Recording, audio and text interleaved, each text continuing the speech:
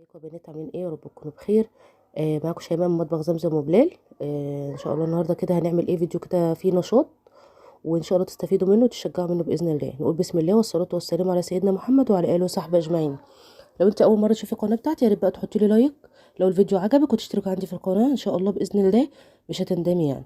بصوا بقى النهارده قلت هنضف المطبخ كده ايه تنظيف عميق، بس ايه بقى من فوق الحيطان بقى كلها والمطبخ من فوق زي ما انتم شايفين كده. انا كنت فرشه يعني ورق جرايد، تمام. ما كانش عندي اللي هو اللي مشمع السفرة ده، فزي ما شايفين كده ايه بيحافظ على المطبخ على قد الامكان، يعني على قد ما بقدر. فمبقاش ما بقاش فيه غير الحروف بس اللي هي الايه اللي انا بدعكها دي هي اللي بتبقى باينه. احنا ليه بقى بنفرد يعني حاجه كده على المطبخ ونهتم بيه؟ لان دي برضو من الاساسيات عشان يعني ما تخليش الدهون يبقى موجود في المطبخ عندك، وما يبقاش خليه يعني ريحته لطيفه وكده. بس فانا زي ما انتم شايفين كده انا شلت بقى طبعا الجورنال وصبنت كده كويس جدا بالليفه، تمام. وانا بستخدم كلوروكس الصراحه في تنظيف المطبخ. بس بتغسليه بقى كويس، تدعكيه كده وتنشفيه طبعا كويس، لازم تنشفيه كويس وبس. وبتنشفي برده السيراميك، وممكن ما تنشفيش السيراميك عادي يعني هو هينشف بس. وزي ما انتم شايفين بقى انا جبت السفره دي اللي هي بتاعه الاكل اللي احنا بناكل عليها، وقلنا لكم هنا هقصها بالمقص، بتقصيها على قد المكان وتحطي على الحروف بقى اللي انا ما كنتش حاطه عليها الورق دي، تمام. دي بقى بتحافظ يعني بتقعد فتره كبيره جدا. وبعد كده بتيجي تلميها، بوريكم ان انا غسلت السيراميك بقى زي الفل الحمد لله. بتلميها بقى وبيبقى المطبخ زي الفل. في ناس ما بتهتمش بموضوع المطبخ من فوق ده، بس انا بحب اهتم بيه الصراحه لان ضروري يعني. بس كده. وغسلت بقى ايه الظرف برضو اللي بتاعته برضو دي بتاعت الناحيه دي بتاعت المطبخ، صبنتها برضو. بعد كده ايه مسحتها برضو فوطه او حته قماشه قطن عندك، تلمي بيها الصابون يعني كده زي ما انتم شايفين. بوريكم ما شاء الله الحمد لله نتفت. دخلت بقى على الجنب التاني، برضو ايه شلت برضو الورق اللي كنت حاطاه، بس هنا كنت حاطه لزق الصراحه. فكيته بقى وصبنت برضو ونشفت زي ما انتم شايفين. وكمان الموب دي جميله جدا جميله جدا الصراحه يعني. الاماكن البعيده دي انا ما كنتش بطولها عشان البوتاجاز، فصراحه هي جابت لي بقى. بس برضو صبنتها، حطيت فيها كلوركس الوان. وانا بفضل الله ما عنديش دهون قوي يعني، بس طبعا بيبقى فيه دهون بسيطه وتراب، انتوا فاهمين. فبتشيل. انت بتقولي ان انت مطبخك نضيف، بس اول ما بتغسليه بقى وتنضفيه بتتفاجئي ان هو فعلا ما كانش نضيف. المهم خلصت فوق المطبخ وكنت شايفه بقى البوتاجاز صراحه كان مبهدل، ما كنتش قادره اعمله. اول مره اسيبه كده، ده بالنسبه لي ده كده اسوأ حالاته يعني. بس فقلت بقى ايه انضفه معاكم عشان تشجعوا كمان. انت ولو وراكي حاجه كمان قومي اعمليها ما تكسليش. انا بفضل الله يعني عملت ضرفه الخزين دي معاكم في يوم، يعني في اليوم من جوه، ونزلتها. وبعد كده بقى ايه استعنت بالله كده، قلت ايه، قلت بقى ايه اكمل بقيه المطبخ كله بقى ايه على بعضه عشان ما كسلش عليه يعني. بس فانت تقومي بقى ايه تستعيني بالله كده، تقولي يعني بسم الله اللهم اني ما ابرأ من حول قوتي والجا الى حول قوتك يا ذو القوه المتين. ونصلي على الرسول بقى كتير. وسبحان الله الواحد يعني الحمد لله بفضل الله، على قد ما هو بقى تعبان بس الحمد لله ربنا بيعينه ويقويه. وطول ما انت قاعده بقى يعني انت بتشتغلي تذكري الله، تصلي على الرسول وتستغفري وتذكري الله، تقولي سبحان الله والحمد لله، طبعا انتوا عارفين. بس اهم حاجه انه تصلي على الرسول كتير. انا بفضل الله بقى يعني ايه موضوع ان انا بنضف، طول ما انا بنضف كده ومشغوله الحمد لله بشغل دماغي بالذكر والصلاه على الرسول. بتلاقي الحاجه بقى سبحان الله اكن في حد بيساعدك، والله العظيم تلاقي الحاجه هونت عليكي. ولو انت كمان قلقانه منها وتعبانه حتى زي حالتي كده، وتبقي تعبانه وتبقي خايفه ان انت يعني ان انت ما تقدريش تعملي، لا بتلاقي ربنا عانك وقواكي. وبالذكر بتلاقي الحاجه كده خلصت ما بتحسيش بيها يعني الحمد لله بفضل الله. هنا زي ما انتم شايفين ما طولش عليكم، اذكروا الله صلوا على الرسول عليه افضل الصلاه وازكى السلام. بس زي ما انتم شايفين يعني البوتاجاز رجع هو ما شاء الله جديد. هنا بوريكم بقول لكم مطبخ هايص ولايص. بس هنخش بقى، بص بوريكم مطبخ يعني مش قادره اقول لكم متبهدل خالص. طبعا لما بتشيلي الفرش بقى وتقعدي تصبني وكان السلم وكده بتحسي ان الدنيا كلها مقلوبه. بس هنا غسلت بقى الحوامل، كانت فضل الله برضو نضيفه يعني فيها دهون بسيطه جدا. انا بفضل الله ما بخليهوش يعني ايه يتراكم عليه الدهون قوي، بحيث وارجع بقى ادور على خلطات وحاجات. لا اول باول ايدك فيه. انا بس كنت سايباه اليومين دولت علشان والله كنت تعبانه جدا، دراعي اليمين ده كان تعبني جدا من الغضروف اللي في رقبتي. فالحمد لله على كل حال. بس الحمد لله انا بفضل الله يعني على طول يعني يعني بعد ما بطبخ اي حاجه اتدلقت عليه بمسحها. طبعا لو سبتيها تكسلي، تمام. انا المره دي يعني بفضل الله ابتديت بالمطبخ تنظيف الشقه يعني عندي كلها. انا ابتديت المطبخ، كل مره ببدا بالشقه، فقلت لا المطبخ بقى ابدا بيه الاول وبس. وبعد كده بقى ادخل على الشقه باذن الله. هنا زي ما انتم شايفين بقى ايه الفيديو هو شارح نفسه. بغسل الحوامل طبعا بنضفها كويس. انا ما بحطش خلطات ولا اي حاجه، لان انا صراحه ايديا بتتبهدل اساسا يعني انا ايديا اصلا بشرتي ما بتستحملش اي حاجات، بتتبهدل خالص، بتغمق وبتقشر كده، حتى لو نوع الصابون وحش بتتأثر خالص.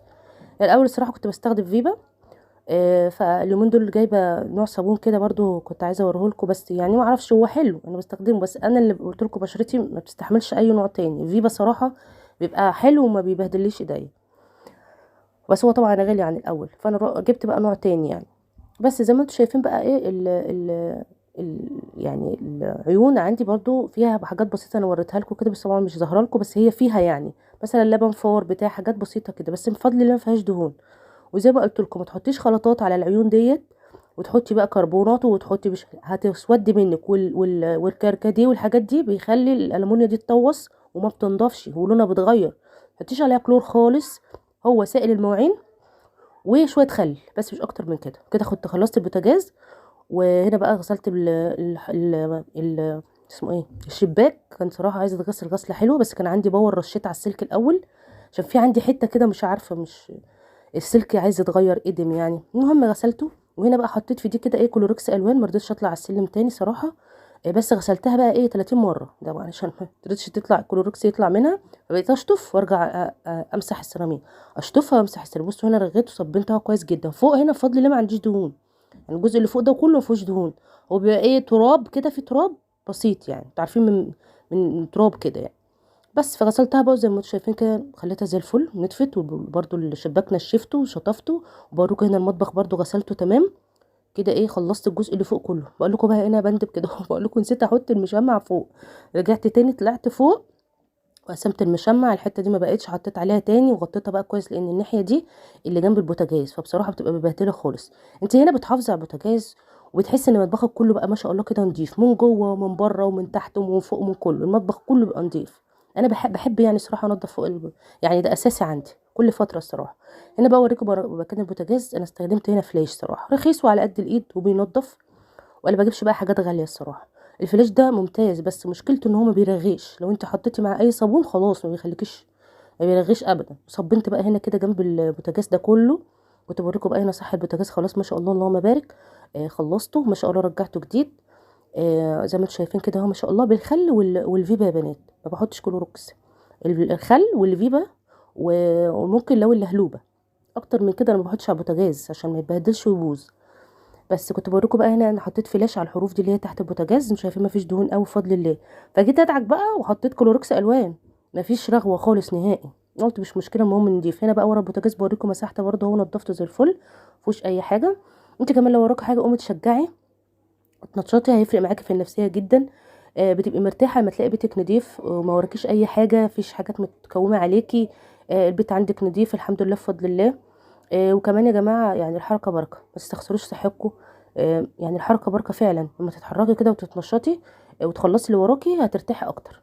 ما تقوليش لا انا قاعده اريح بقى يعني ابقى مرتاحه، لا انت بتخلصي اللي وراكي. انا كنت بوريكم تحت الحوض ما فيش حاجه، سعكته برده زي الفل مسحته. طبعا ما جبتش معاكم لان هو مرغاش، هو نضف. بص حطيت كلوركس بس برده مرغاش خالص يعني عشان ال اسمه ايه الفلاش. خلصت بقى الجزء بقى ده كله كده اللي تحت، وجيت بقى هنا عند الحوض. بقول لكم ما عرفتش افتح الفلتر خالص، ما عرفتش افكه خالص نهائي، لان الولاد عندي ولاد اختي هم اللي فكوا لي ربنا يبارك لهم، فما كانوش فاضيين بقى في امتحانات وكده فانتوا عارفين. فانا ما عرفتش افكه، فقلت بقى بعدين اي حد فيهم يجي ايه يفكهولي. فغسلت بقى هنا فوق الحوض كده كويس برده بالكلوركس او اللهلوبه، الصراحه الاثنين انا ما بستغناش عنهم وما بحطش خلطات غيرهم. الكلوركس الصراحه الالوان بيجيب من الاخر، بيطهر بقى ويعقم ويخلي في ريحه المطبخ حلوه كده وجميله. بس فدي حاجه طبعا يعني لو انت متضايقه قومي نضفي اي حاجه، قومي نضفي. ساعات بيبقى الانسان والله بيبقى عليه وقت مش قادر يقوم ولا يعمل حاجه وسايب الدنيا كده، بس صراحه لما بتلاقي ان الدنيا من حواليك نظيفه كده انت بترتاحي، والحاجات ما بتتكومش بقى عليكي. انا بفضل الله ما بحبش يعني انضف على رمضان وانضف العيد، لا انا ما الاقي شقتي اتبهدلت بقوم انضفها الصراحه. بس هنا كنت بوريكم بقى انا خلصت الرخامه ودخلت برده هنا على الحوض. الحوض ممكن بقى احط فيه ايه شويه كربونات وشويه خل كده وميه سخنه، الصراحه بيبقى زي الفل زي ما انتم شايفين كده. بس كده وبعد خلصت بقى يعني كل الجزء بتاع الرخامه دوت تمام. وطبعا الجزء التاني في الرخامه التانية غسلت برده السيراميك ولمعته كله، وهنا خلاص برده كنت لمعته وهوريكم. بس كده كان الحوض كده خلص معايا. فلو وصلت بقى في الفيديو لحد كده ما تستخسريش فيها اللايك، الله يبارك لكم، نفسي القناه تكبر. يعني انا مش بحب انزل اي فيديو خلاص، يعني بحب انزل اي حاجه تستفيدوا منها او تشجعوا منها. فيا ريت الله يبارك لكم ويصلح حالكم كده، ويا رب كده تفرحوا بولادكم يا رب قادر كريم، تشجعوني عشان انا نفسي الصراحه القناه تكبر. بس هنا بقى كنت بقولك خلاص خلصت الرخامه، وده كده وحده الادراج اللي تحت الحوض برضو مسكتها طلعتها وغيرت لها برضو الفرش بتاعها، نضفتها، وهنا خليت الارض بقت زي الفل، مسحتها طبعا ما جبتش معاكم عشان المكان ضيق، وزي ما قلت لكم برضو ايه زي ما قلت لكم الفلاش مش بيرغي. بس كده هنا كنت خلصت الحمد لله بفضل الله تمام. كل ده الصبن هو بس الفلتر ما عرفتش اغيره، ما شاء الله هغيره باذن الله، الولاد غيرهولي. وكنت بقول لكم هنا الدنيا ما شاء الله بقت زي الفل خلاص الحمد لله. وانت كمان قومي تشجعي لو وراكي اي حاجه اعمليها، لان مفيش حد انت اللي هتعملي، انت اللي هتعملي بس. وكنت بقول لكم بقى هنا فرشت في الفرشه دي مؤقتا على المغسل التانية، وهنا المطبخ كان الحمد لله بفضل الله بقى زي الفل. وما تنسوش بقى الله اللايك، الله يبارك لكم، يعني تتفرجوا على الفيديو عشان انتوا بتخشوا تتفرجوا فيه، فانتوا كده بتوقعوا لي القناه، بس فضلا منكم يعني وليس امرا ان تتفرجوا على الفيديو.